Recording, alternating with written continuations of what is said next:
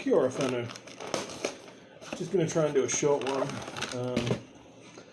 I'm going to throw together a couple of these flowers that I got, the Sembos, mainly because they're bigger, more standard size logo, and I'm kind of feeling a little tired to be putting the mini stuff together, and also the instructions aren't particularly clear, and we've just been invaded by Maui. He's come to inspect everything, and no doubt ruin the... Come on, yes. Do you want, Mike? I don't know what you want. Do you know what you want? Okay. We've decided that we do not wish to invade. Okay, so this is a fuso. That is the type of flower, according to the box. To me, it looks like a hibiscus, which I believe is what a fuso is. Not 100% sure. I did a little bit of Google Foo to try and figure out what it was, and the Google Foo was kind of less than perfect. So let's just move that there so we can see what we're doing. So yeah. Anyway, I hope you guys are doing well. I'm kind of having a bit of a rough bit at the moment. Basically, this is not a good time of year for me.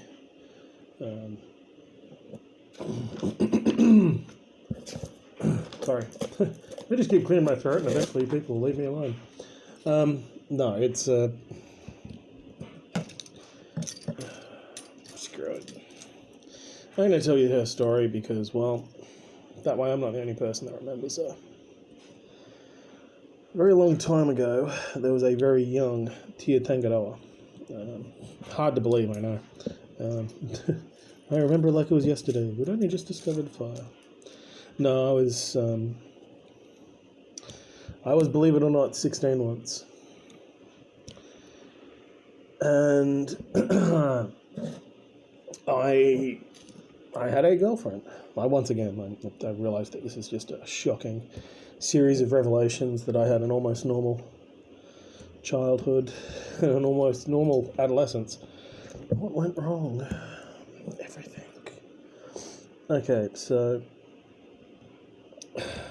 joking aside, this is actually quite painful for me. So we're just going to soldier through it, and hopefully there won't be too much blood on the floor when we're done. And I am about to have a big fat cat butt in my face. Hello. I'm recording this on my phone at the moment, so because my PC is giving me dramas. What are you doing? Maui? No, you don't get to eat Lego. I'm not taking you to the... I will take you to the vet if you get sick, but I prefer it if you didn't try to eat things that are going to make you violently ill in front of me. Just as a courtesy, yeah? No? We're not doing courtesies? Please, no, don't sit on the instructions. I am the worst cat dad ever. Anyway,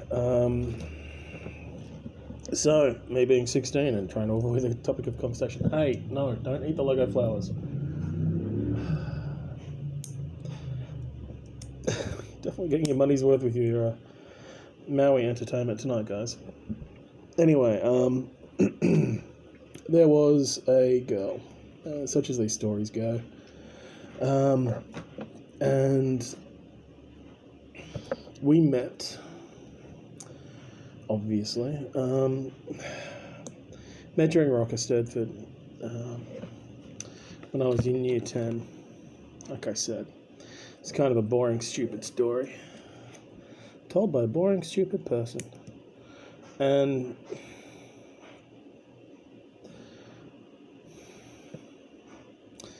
what happened was we dated. Except she had cancer. Long before I met her, this was pre-existing, pretty bad cancer as well. It was going to kill her with that aggressive chemotherapy, which she was getting at the time. And then we met, and this is the part where I'm a piece of shit. We did what 16-year-olds always do when they meet someone they like. We rubbed genitals together. I know, once again, shocking. Me, naked, on top of another human being. It wasn't... And because we were dumb kids, we did what dumb kids don't do, which is use protection. I didn't know this at the time. I was an extremely stupid kid. But at the end of the day, we dated for about 6 months. So it was 5.5. And we didn't jump. I'm not so charismatic. I was able to convince her to drop her panties the second we met. It took time. But she died, and I didn't know this because she lived in Sydney and I lived in Newcastle, and there's several hundred kilometres difference between them. But she'd ummed and ahed when she'd figured out she was pregnant. She kind of went off chemo and went back on it. And 16-year-olds are old enough to make their own stupid decisions. And I was her stupid decision. And she died on St. Patrick's Day 25 years ago. And it was 12:32, just after lunch, when she died. I remember this fucking doctor, this fucking young kid. Well, I thought he was old, he was ancient, he was just fucking received wisdom. Looking back on it, he would have been in his early fucking 20s himself. He was in no way, shape, or form equipped for this conversation. Not with an upset 16-year-old. Not that there are people out there who are actually prepared to have the death conversation with 16-year-olds. If you know a person like that, they're probably hideously broken inside, and be gentle. Some parts are missing. And, so...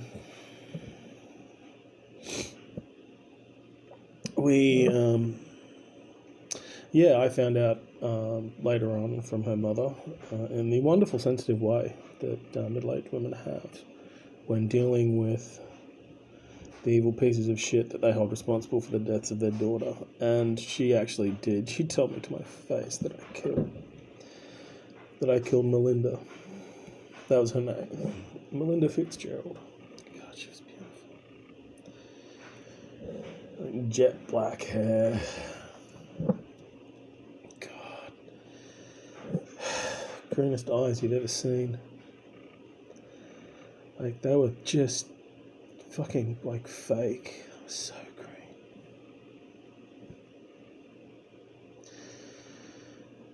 And I remember her mum, when,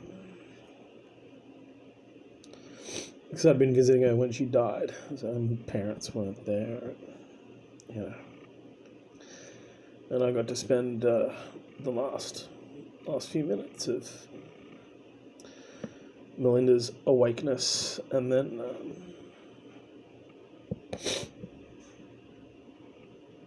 in the last few minutes of her life was spent with me. All terribly romantic, all deeply beautiful, you know, Disney movie shit.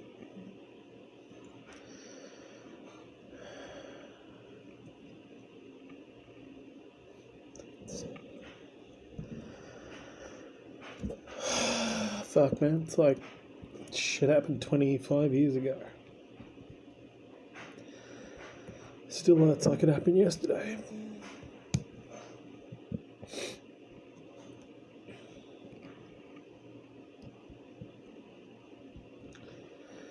So I don't like this time of year.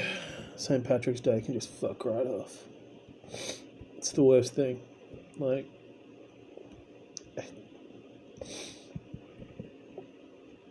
just to be that selfish prick, the fact that she died on a day that is celebrated just makes it so much harder.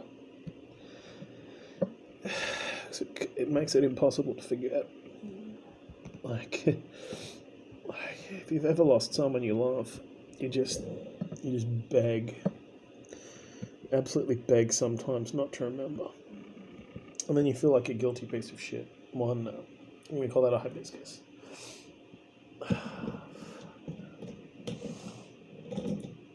You just beg not to remember sometimes. Like if the day we're gonna do a daffodil next. It's just like I'm just gonna forget. Yeah. Ta-da. This is what Maui was obsessed with earlier. The ribbon. And then you feel like a piece of shit. Because you want to forget. You just want just 1 year. To not have a gaping hole inside you.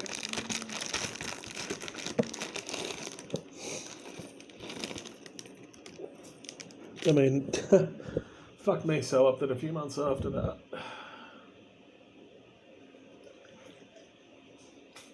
I was about 16 and a half when she died.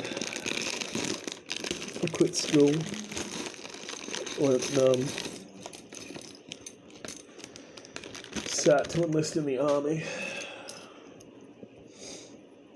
The rest, as they say, is just shit that happens.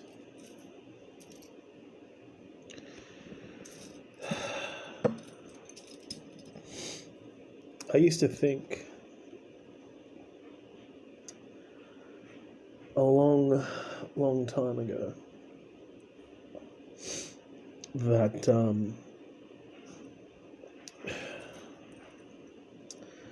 that probably the only reason we got together was because she was dying. That was a little comfort I used to give myself. That because she was dying, she reached out to someone, and that someone was me. You know, just make yourself feel a little bit better. Try to assuage the guilt. Because there is a fair amount of guilt that goes on. It's not even just the surviving. Like, I was a dumb kid. We were dumb kids. We fucked like rabbits, and she fell pregnant, and she made a bunch of decisions that may or may not have hastened her death, and I don't have to pay for it. Like, I get away scot-free. Like, you know,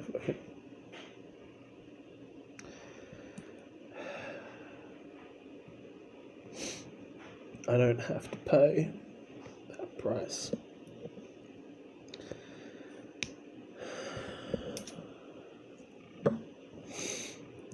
And I'm not even offering the fact that I didn't know as a defense. I'm not sitting here and saying that, you know, I didn't know. Like, I'm not stupid. I fucked without condoms. I knew she wasn't on the pill. Like, I'm not...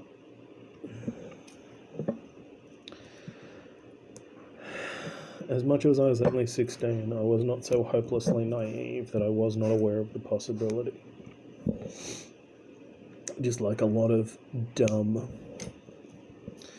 16-year-olds, I came from a place where there wasn't a lot of love. There was a lot of pain.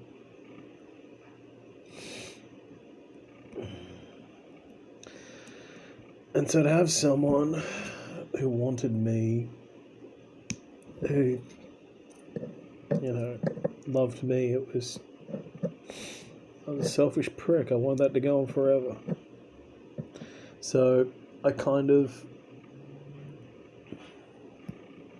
viciously, with malice and forethought, didn't consider that she was going to die. Because that's not something you do. That's not normally how it works when you enter relationships. You don't enter into relationships thinking, well, now this person's going to die.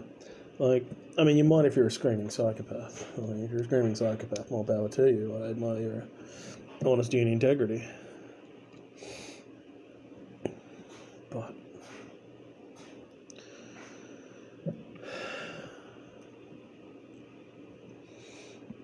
I always wondered what would happen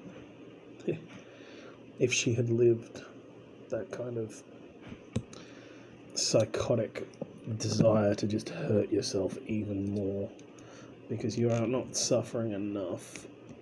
So, what would happen if she'd lived? Would you have kept a kid? Would you have done the decent thing? Is there a decent thing to be done? Like, answers on the back of a postcard. I mean, there are no decent answers. There's no right or wrong or blame to be assigned. It is just messy shit that happens. It's kind of the price of living. You know, a lot of people talk about, you know, living life to the full and, you know, living every blessed moment. This is for free, kids. Like, so pay attention. Oh, Jesus. Sorry. I'm just smashing everything and throwing parts all over the floor because clearly I'm in the right state of mind to be doing this. Great idea. Go to work for 11 hours, come home, throw on a YouTube, start recording shit for YouTube. That's a great idea. Clearly I'm the master of good ideas. And even better, what I really need to do is just, like I said, just rip my own fucking heart out. Throw it on the floor. Hurts less this way. And if you believe that, I have a bridge that you may wish to buy.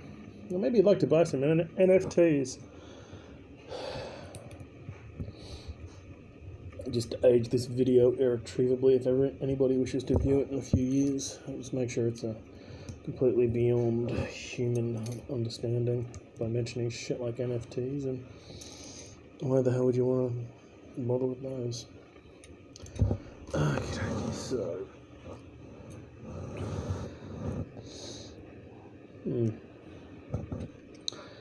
I want that.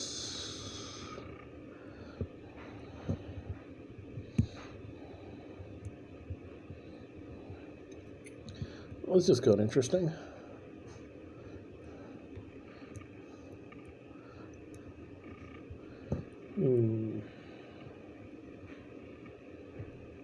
So apparently this little white bugger goes in there to help me join up the two pedals.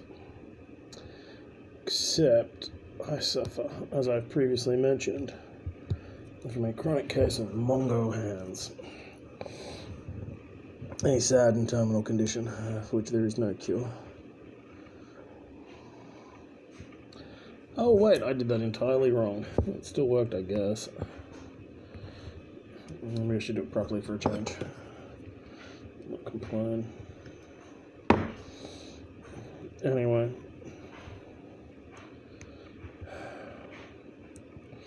And, you know, I've been in other relationships, obviously, since then. I've kind of found that, horrifically, when you have such a big fucking wound so early on, you kind of got to shut up about it. Like, no one wants to hear about former partners. No one wants to hear about the one that got away. No one wants to hear about, you know, the love of your life, your first husband, first wife, first boyfriend, whatever, first girlfriend. Nobody, because they're all terribly insecure. And this is kind of dead giveaway, really. Where are some tweezers?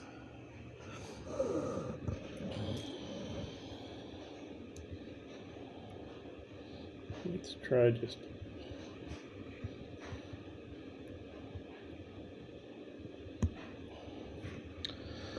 Oh, wow. Putting these poles together is quite a kick in the dick now, isn't it, kids? Yeah, can't really talk about it to people because death is such a huge taboo in Western society. In most societies in general, you know, don't speak, at least you summon it.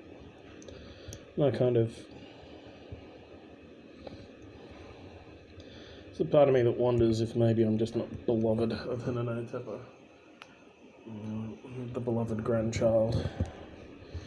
Forever to be close to death, but never actually suffer its slings and arrows.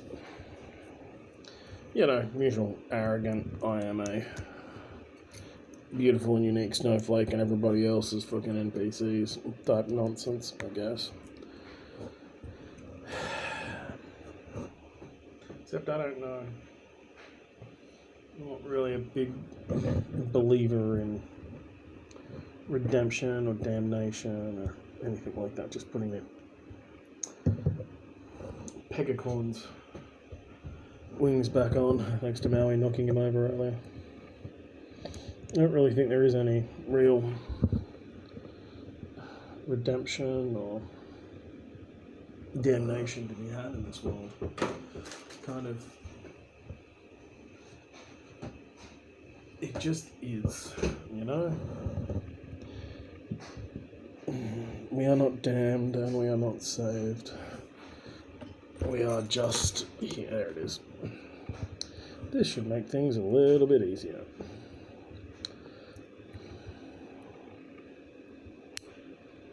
Or not. Fuck. So much for that great idea. Who can I hold accountable for this one? Neolithic Shepherd, I blame you.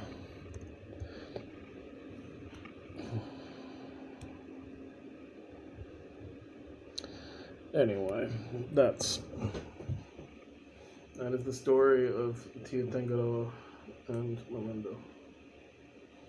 It's not a happy story. There is no joyous ending. There is no lesson learned. It just is. Like so much of this world.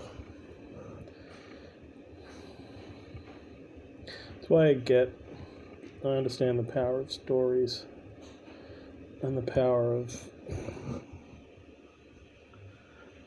hope. Because at the end of the day,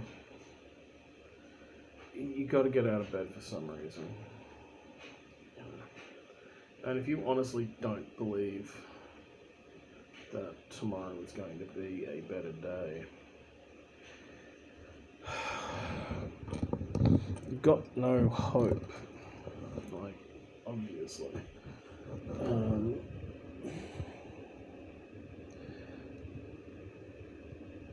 And that, I think, is a really dangerous place to be. I know there was a period in my life, about 7 years after the death of Melinda, in which I did not have any hope. I was a hopeless individual. I was that most dangerous of all things. A man who had nothing but pain. No, I have a fat cat. Hey, fat cat. Ow. Ow. Why? Why must you do these things, Maui? Anyway, we've now been joined to the left-hand side. You are not eating the flowers. No. We're being joined by someone that wishes to eat my flowers. We are not pleased that we are not allowed to eat the flowers. Apparently this is a violation of the Te Maui terms of service.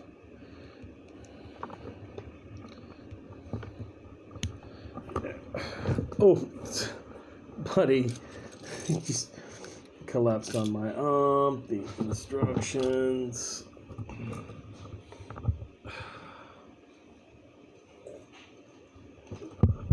You have not lived until you've had 14.5 kilos of cat. Decide that right here, right now, is the best place and best time to lay down. Like, don't get me wrong, he's a delicate little flower. He is filled with love and fart, which really is all you want your cat to be filled with. Thank you, Maui, for graphically demonstrating how much of the second you are currently filled with. Son of a... Yeah. That's how you know they love you, when they're prepared to fart in your presence. But anyway, back to my story of profound grief. You can't... There's so much of human experience that socially we're not allowed to talk about. There is no good place to talk about. Like, to be honest, you can't even sit down with my friends, really, and talk about the grief and pain that I go through because of Melinda, because it's like, shit, man, that was 25 years ago. You're still upset by that? And it's not just that my friends are assholes, because, well, yeah, they are. You know, most of the people you meet in the world are assholes. You know, your friends are going to be a group of mainly assholes. If your friend group isn't mainly assholes, it's probably because you're the only asshole in your friend group. I'm just going to open another box to get the instructions, because for some reason I can't find the next page of the instructions. Don't worry, Tay Maui has no idea what the instructions are. They're 100% not underneath him. I can assure you. He can assure us. Okie dokie. And yeah, there are no good ways or times to talk about these types of hurt. And other people get bored of your grief. Like, there is nothing more real in the whole world than your own pain, and there's nothing more boring than other people's pain. That, tragically, is just a truism. Like, and like I said, it's not just because my friends are all assholes. I'm willing to accept that, yeah, okay, most of them are. But, like, you know, they've kind of got a point. How, you know, it almost makes sense. We'll be for you there, man. I've been with you for years. Just tell us how much longer we gotta keep doing this shit. And there aren't really any answers. It just keeps going on and on. And yeah, you eventually learn that this is part of your neural divergence. And the reason you are this way is because you're autistic. And other people get to move on with their lives and not experience the same pain every time they are reminded of something. But I'm not one of those people. I don't get to have that superpower. I don't get to be okay. You know? It's like those god-awful bumper stickers about it's okay to not be okay. Man, tell me you have never actually suffered catastrophic amounts of emotional pain without just coming out and saying it, you know? Like,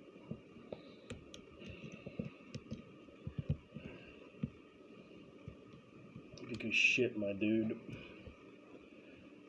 it's not even about being okay, not being okay, you know? You learn to live with the fact that it only hurts when you laugh. You know, you learn to live with the fact that you'll do things like you'll meet someone that you've known for a few weeks and you want to move in with them because you're part of his program. that they're going to die, that you're not going to get very long, so you're going to move hard and fast, high speed, etc. And that just feeds back into that whole, well, is it autism or is it because you're profoundly broken from your first relationship? Then, some of us get to say it's both. Somebody had to win the lotto, and it was me. I was the one that won, the rest of you lost.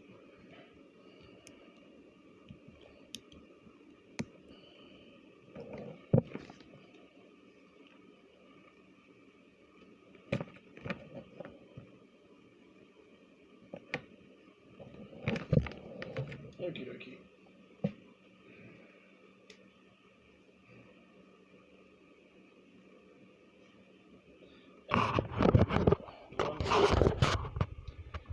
Sorry about the potato can vomitorium.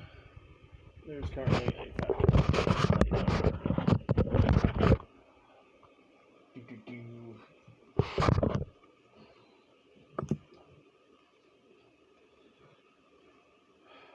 Anyway. This vase is very quickly becoming filled with plastic flowers. I am surprisingly okay with this. I may have to take up Ichi Banana, or Ichi Banana, Japanese art of flower arrangement. Okay, what do you want to make now? I kind of feel like I've got one more or two more in me. So, how do I feel about jasmine? You know what, not as good as I feel about lotus. Lotus is easy. I made one with lotus once earlier. You can watch it on camera. This is only going to be a 40-minute video. I kind of don't feel that I've got an hour in me tonight, guys. So, and these are averaging 15 minutes a pop, so I will do this one, get it posted, tell you all on Twitter, and I'm aiming to finish aiming to get the fluffy unicorn finished on Sunday. Sorry, people that are watching this with headphones, who are no doubt cursing me to the very ends of the earth.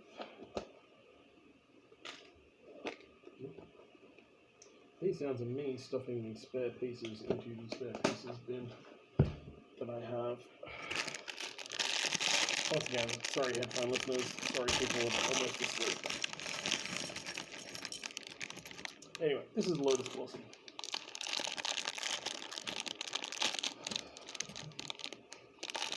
And yeah, I think after the next 5, this is probably going to be the end of the Lego videos for a while. The Lego takes up a lot of space physically just to have. And also, the vase is really full. Like, I'm just going to hand it up and show you the vase. Like, it's getting seriously full, Fanu. So, if I can figure out something else to do, then we'll call it. Anyway, back to the building.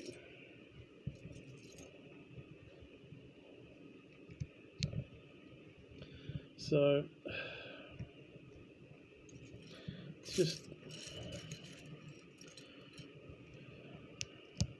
actually one of the reasons when I was in the hospital system, I couldn't handle the adolescence unit. Like, ain't nothing worse than fucking, let's just not go there.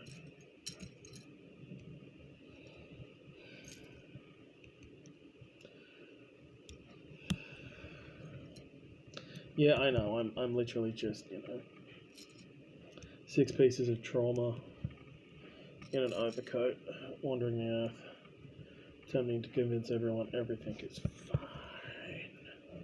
It's a good thing no one actually believes me, I mean, otherwise it could be awkward.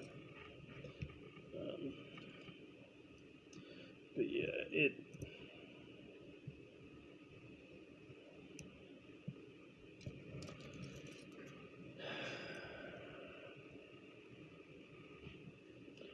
trauma has a nasty habit of moving in.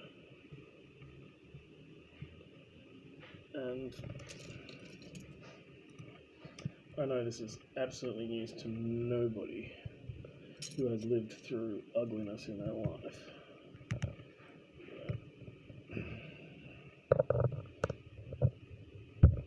People that have lived with heartbreak and death and sadness, they know these things.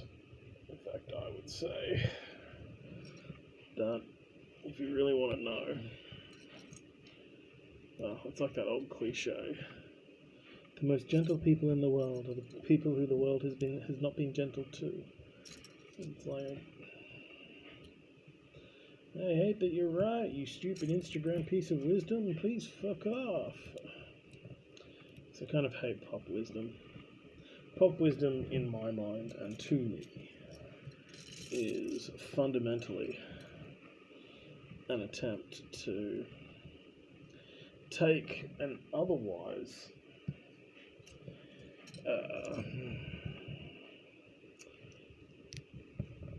profound and hard-fought piece of wisdom and present it in a way that you can understand without having to do too much thinking about. You don't have to experience too much to understand.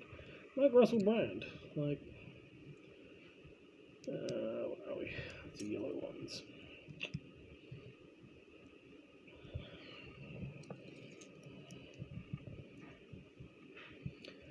Anyway, it just, I have a natural distrust of received wisdom anyway. It does lead to trouble. I would recommend people younger than me to maybe accept received wisdom. Wisdom's kind of expensive to get. If someone's giving it away for free, well, maybe try a bit. Bear in mind that a lot of people are full of shit. You'll be able to figure out which people are full of shit and which people aren't when you get enough experience to not really need wisdom anymore. When people start accusing you of being wise and then of yourself. It's like,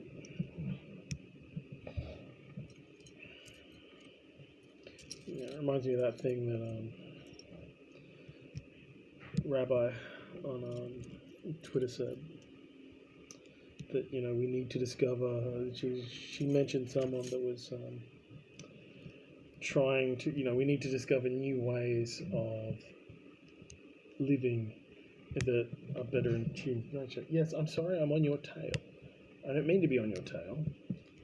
It's just that you came and laid on my arm. Yeah, I know you're annoyed at me.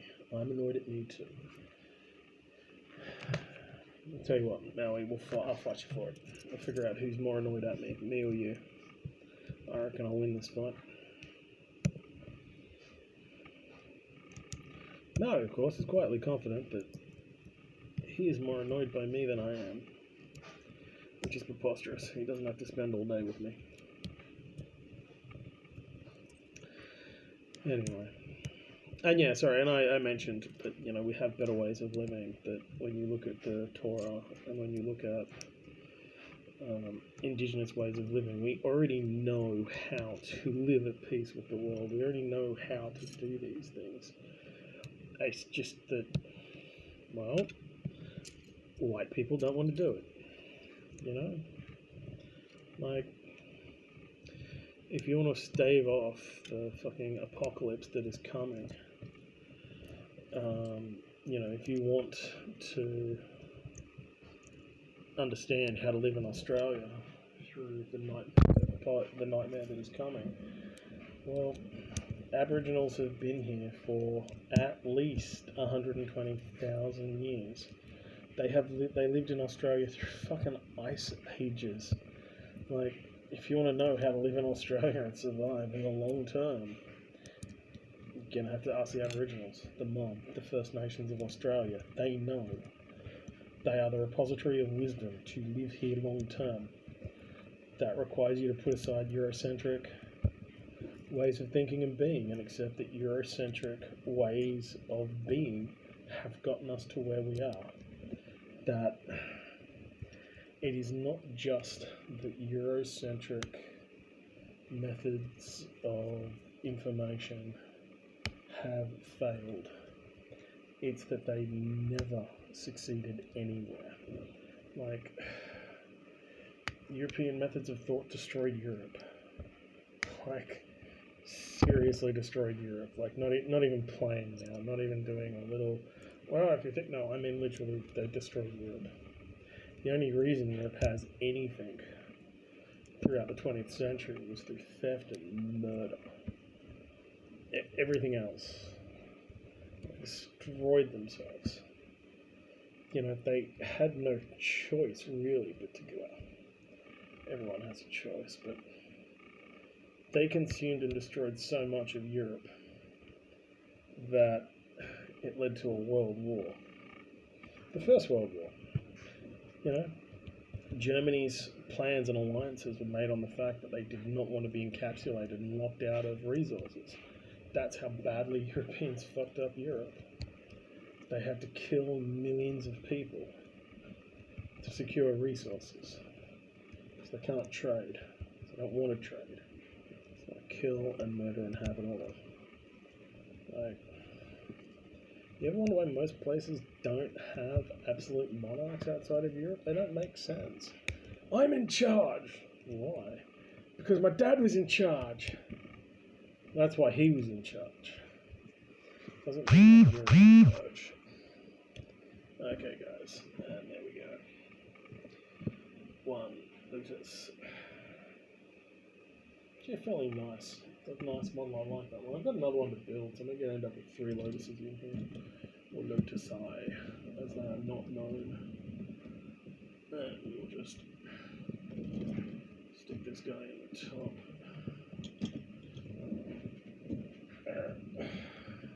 Okay, guys, we'll just do one more pan. These. There we go. Oh, well, thanks for sticking around with me. Thanks for listening to the story of me and Miranda, and Melinda, and Miranda's a different story. And yeah, I'll catch you on the flip side. Nice guys.